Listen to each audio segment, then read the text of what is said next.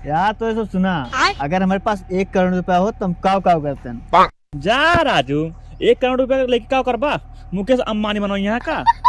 हाँ भैया बताओ बताओ क्या करबा 1 करोड़ रुपया? पूरे गांव पक्का घर बनवा देबे और सारी सुविधा उपलब्ध करवा देबे।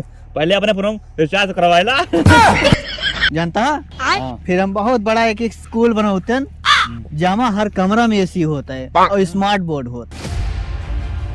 सही भैया, और क्या करबा? फिर हम एक बहुत बड़ा मॉल बनवाओ जहाँ सब कुछ होए, होटल, थिएटर, मंदिर, सब कुछ।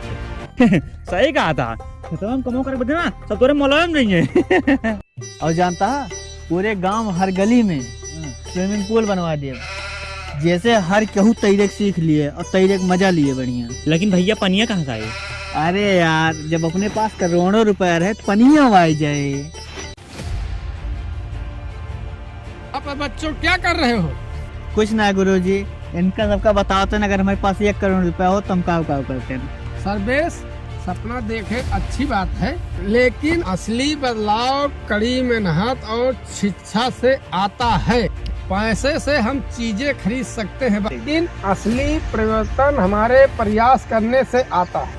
सही कहा था गुरुजी, अब हम सही में कड़ी मेहनत करबे और एक दिन जरूर गांव का बदल देबे।